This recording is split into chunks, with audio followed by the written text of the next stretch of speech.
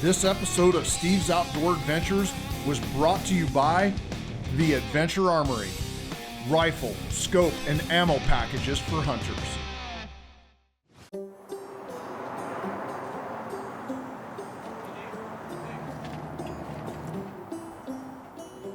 We're here at Lake and Pen Air at Merrill Field in Anchorage, getting ready to take off.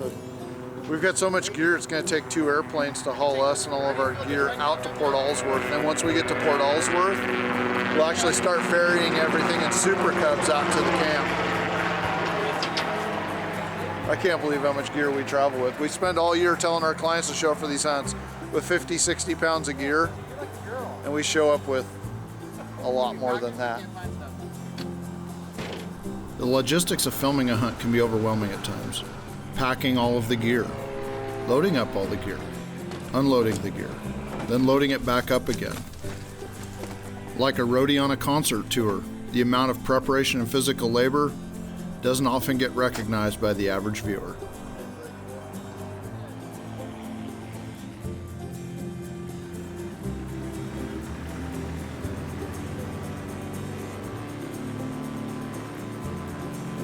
As the plane takes off and flies over Anchorage, reality sets in.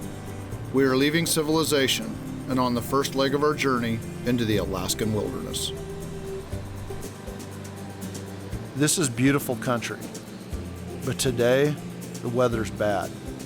It's snowing with low visibility, and the high winds make this a bumpy ride.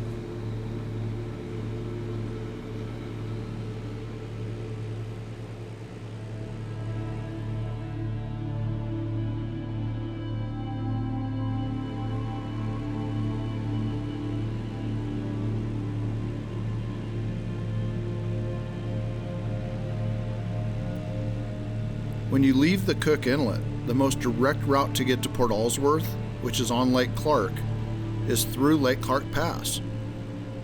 It's a narrow river bottom that the planes can follow. And every time you go around a curve or a corner, you get hit with a new gust of wind and the planes going side to side and up and down. There were a couple of times when we came through the mountain pass that we got hit with some big gusts of wind, and we got shook up pretty good.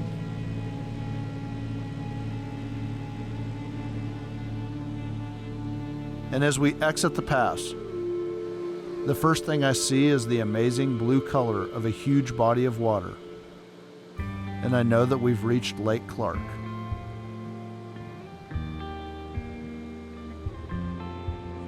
And a few minutes later, we touch down in one of the most scenic towns in the world, Port Alsworth, Alaska.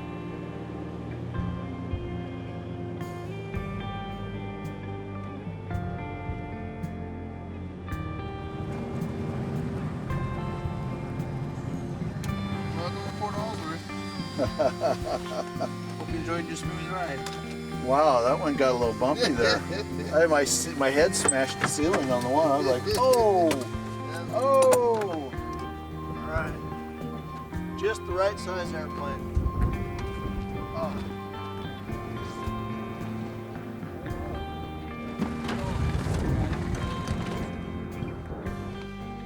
Hopefully it's still calm out there. It was this morning.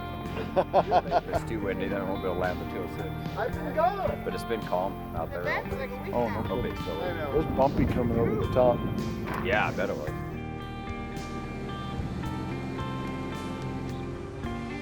Jeremy used his much larger Cessna 206 to fly Dan, Ian, and the bulk of our gear into South Fork. Now he's returned, and it's time for me to squeeze into his Super Cub. A big guy in a little plane. Some folks would think that I would hate this experience, but I love flying in the Cubs. And Jeremy Davis is an expert pilot.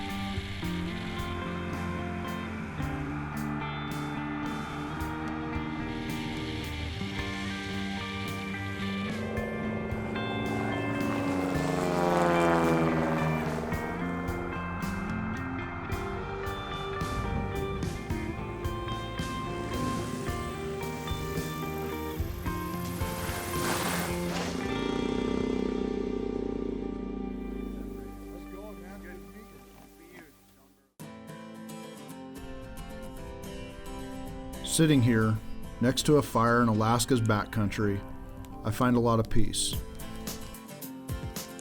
My phone doesn't ring, I don't hear sirens, or the sounds of civilization. And it gives me time to reflect on the hunt's past and look forward to the hunt that is about to begin. Steve's Outdoor Adventures is sponsored by Bergara Rifles, featuring the new Cure Carbon barrels and a sub-MOA guarantee.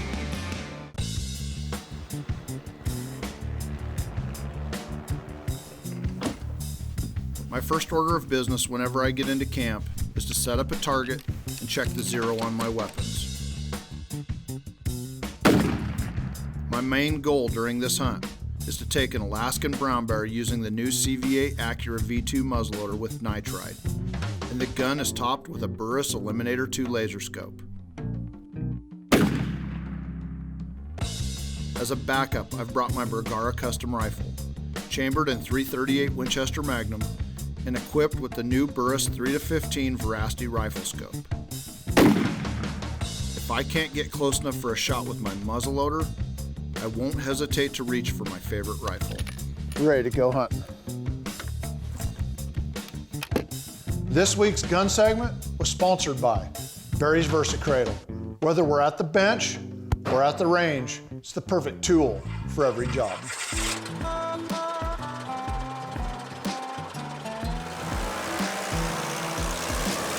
You know, when we're filming television, you've got a lot more people than just a hunter and a guide going to camp. You know, you got the hunter, the guide, a couple of camera guys, and a whole lot of equipment. So there's gonna be a lot of trips made today to get all of us from the base camp here down on the river at the lodge up to our spike camp. For us, when we're in Alaska, Super Cubs aren't just an option. They are our main mode of transportation, and in the backcountry, they're just a part of a way of life. You know, I gotta tell you, it's not lost on me how much effort has gone into making this hunt happen. You know, the guides are working their tails off. They've flown, they found a bear outside of a den. They've actually found several open dens, but this one shows the most promise. They've got a spike camp started being set up, but everybody's putting in a maximum effort, so you can bet that when I get to camp, when I climb in that airplane and I get up in the air, I'm gonna smile on my face all the way to camp because I know just how much hard work has gone into making this hunt happen.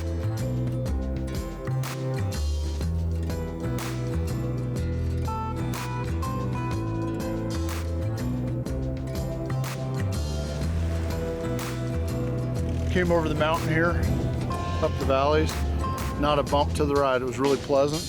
Got a chance to get a lay of the land from up there. Got an idea of the direction we're going. We're surrounded by bear dens. They just gotta punch out.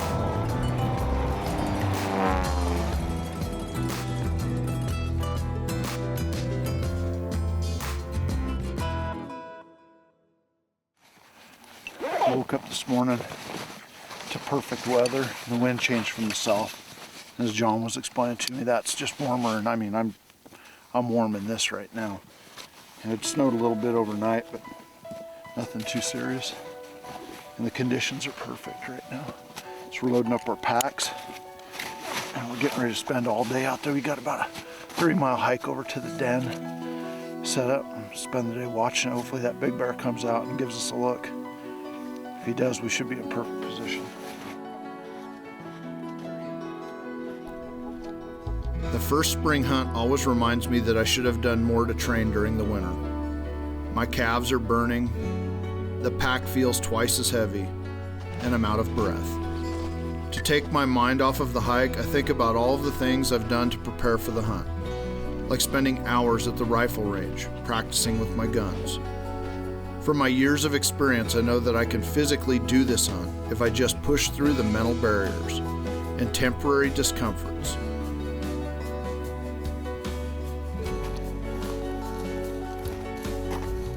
The bear den was on the other side of this mountain, and the only way to get there is to go straight up.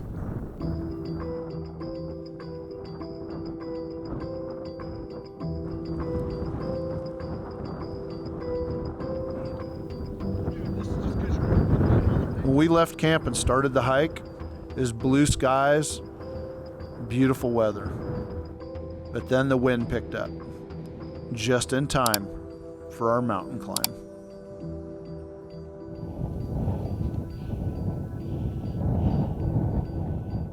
The face of the mountain was covered in snow, and when you combine 50-mile-an-hour winds with powdered snow, you end up with almost like a sandblasting effect.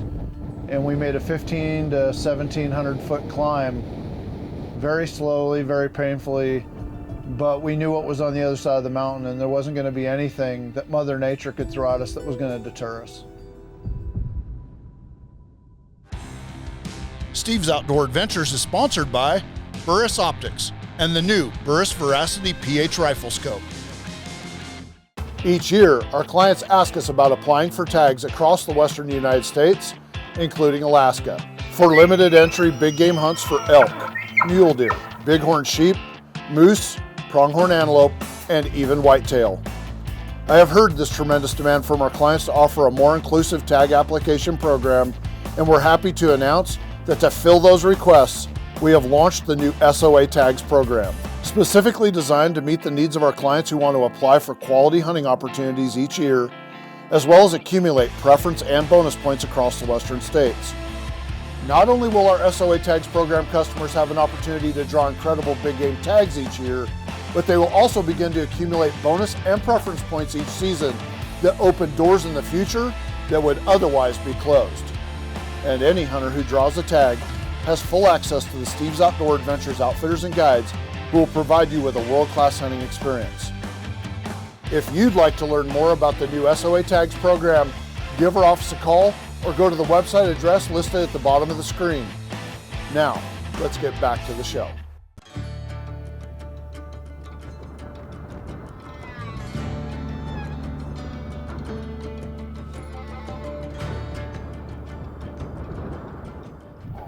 Yeah, initially we'll probably go this way. I don't know if you can see it or not, but our camp is as far up the valley in the brown as you can see. We've hiked all the way down here. The bear den that we're going over to check, where the bear's been seen laying outside of it, is about 200, 250 yards from where I'm sitting right now. John's gone over the top to peek and see if it's there. Got a little stealth mission. When he comes back, he's gonna know if we're gonna go this way or this way around the hill to get in position for a shot. This is why I do this. This is why I love adventure. It's for that moment right before it happens. It's not the kill. It's the adventure. It's the chase. We watched him come out of his den. He went up about 15 yards. He's in the same spot that we saw him yesterday when we flew over high. He was up in that little bed there, so he's in that same spot. If we can get to 150, I like that, with the muzzle, or obviously any weapon, you want to get as close as you can, but I want to, Yeah. I really want to get him with this muzzle.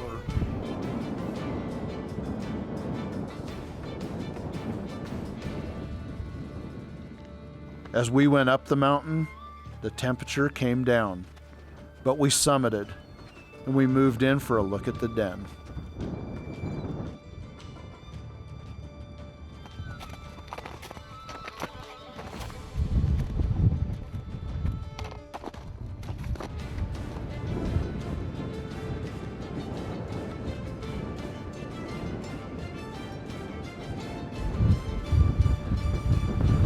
If you look over there, you can see his tracks in the snow.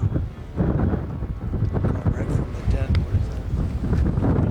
We gotta figure out a way to get closer. Before stalking any closer, I decided I wanted a closer look. I wanted to be sure that this was a boar, not a sow. So I set up my spotting scope and put my phone scope adapter and iPhone on it and zoomed in and got a closer look.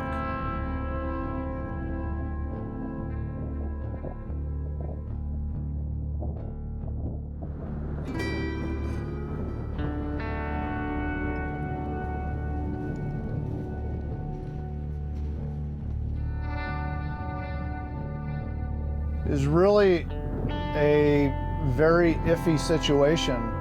We were over 450 yards from the bear, which is too far away to shoot a grizzly bear. You shouldn't shoot them at long distance, because if you wound them and they get in the den, now you've put yourself in a dangerous situation. You want to get as close as possible. So we worked our way down the ridge to the left, continued to keep the wind in our favor, but we couldn't close the gap to within more than 300 yards. And that's when we had a decision to make.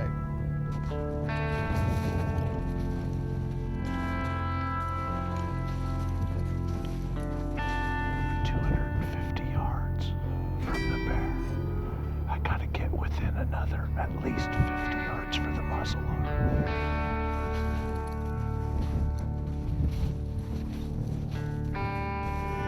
We decided that Ian would stay at the top of the ridge and film our approach to the bear den.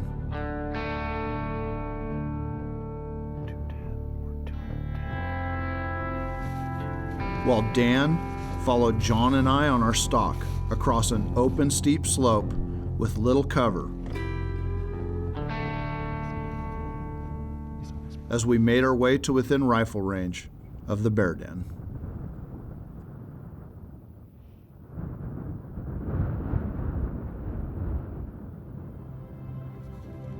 The lower we get on the hill, the more difficult the angle now to shoot up.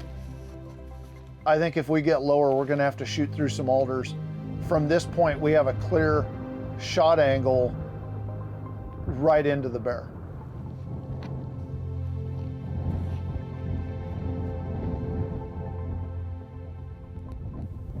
I have no doubt, complete faith. And because of that, I can focus on one thing, the crosshairs and the bear. This segment of Steve's Outdoor Adventures is sponsored by Green Mountain Grills, the pellet grill for every home and every adventure. If you'd like to book this week's adventure for yourself, give our office a call. We will gladly take your calls, answer your questions, and help you book the hunting or fishing adventure of a lifetime. We finally got down to a point that we knew was going to be close enough. I cocked back the hammer on the muzzleloader. I buried the dot in behind the last rib for the quartering way shot. I was aiming at the far shoulder and squeezed the trigger.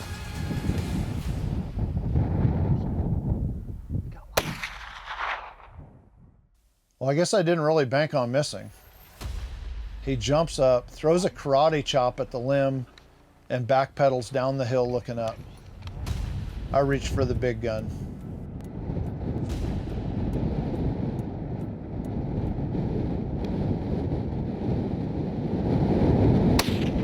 There you go. Reload. Just rolling. Echo goal. He's done. This is a steep hillside.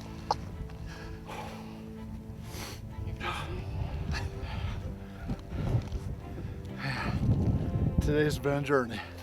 We'll take it. That is an outstanding hunt. It's the rush, you know, and the thrill of the chase. I mean, the thrill of the chase was incredible. I gotta tell you, that stalk was, I know, pretty gutsy. it was gutsy. Risky. It was risky. You know, risk is worth the reward if it all works out, you know. Yeah. My brother. Congratulations. Yeah, I keep going back and forth, and it's cool because I can tack in 10 times, so I can almost see what you guys are saying. I was like, oh, we're getting ready to shoot. I go back over. Yeah, it turned out awesome, man. Yeah, nice job.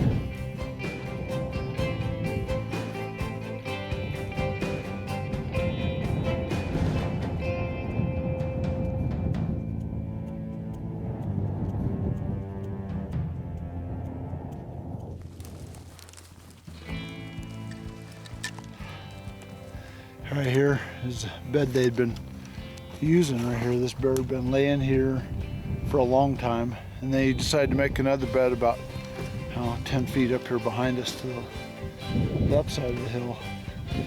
You can see where I hit him the first time right here. There's blood all over the snow. I chased it with a follow-up shot.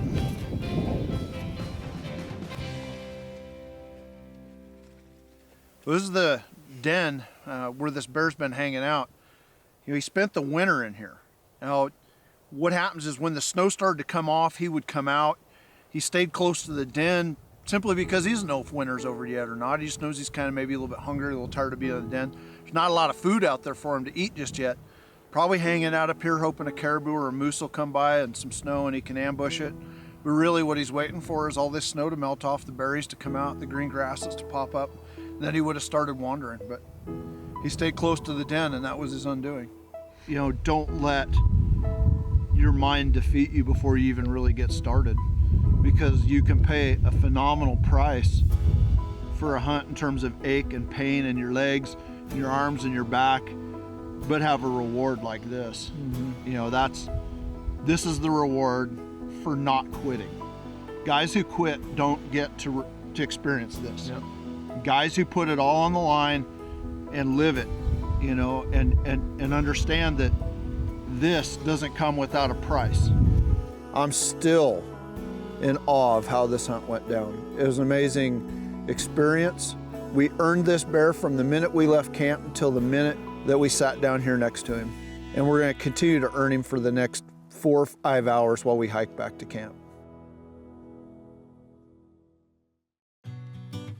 We're waking up this morning, some fairly promising weather. It's icy out there, but high overcast. Doesn't look like any new precipitation is going to fall. So hopefully we can get flown back to base camp, back at the South Fork.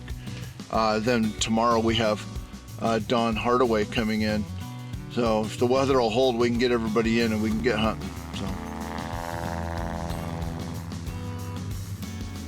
We thought that Don was flying in the next day, but Mother Nature had another plan. The ice that covered the river broke free and dammed up the river just below camp, flooding the cabins and airstrip, making it impossible for us to take off and fly to town and get him. But Don, he waited patiently back in Anchorage, and as with most things, the ice flows passed, the river levels dropped, and Don was able to make it to camp, where we had a memorable hunt. If you'd like to book this hunt for yourself, or even talk to us about our rifle, scope, and ammunition packages at the Adventure Armory, give our office a call. And we're always available to take your calls, answer your questions, and help you book the hunting or fishing adventure of a lifetime. Unfortunately, that's all the time we have for this week's show. But please remember to join us again next week for another exciting episode of Steve's Outdoor Adventures. If you enjoyed this episode, please click like and subscribe to see more of Steve's Outdoor Adventures right here on YouTube.